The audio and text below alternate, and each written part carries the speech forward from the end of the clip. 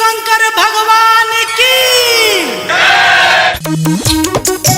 महाकाल के लोगो लगवालो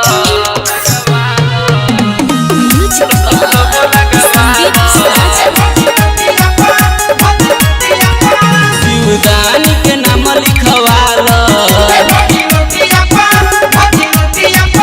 महाकाल के लोगो लगवालो बट जाई कठिन डगरिया हाकिना तोहर शरीरिया तनी ध्यान द हमारा पतिया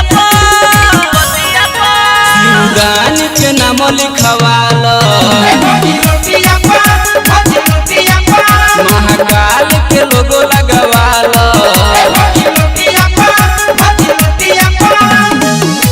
महाकाल के लोगो लगवालो लोगो लगवालो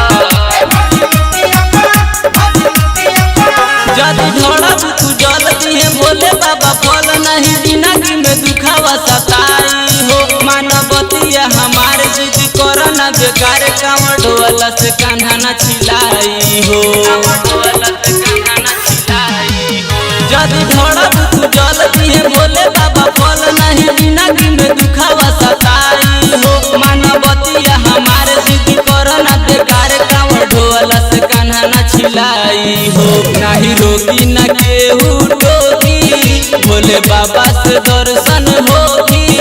बोल बम वाला फीता ले ला चोटिया शिवदानी के नाम लिखवालो महाकाल के लोगो लगवालो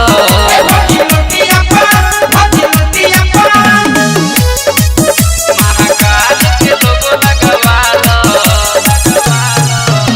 लोगो लगवालो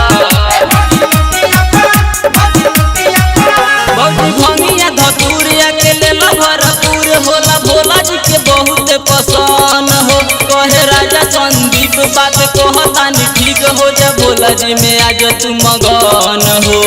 भोला जी में आज तू मगन हो भौजी भंगिया धतूरिया के लेला भरपूर होला भोला जी के बहुत पसंद हो कहे राजा संदीप बात कहतानी ठीक हो जा भोला जी में आज तू मगन हो कहतारे अनिल नरेंद्र बाड़े बाबा ई दिल के अंदर आवटिका लगावाला तनी मठिया शिवदानी के नाम लिखवालो।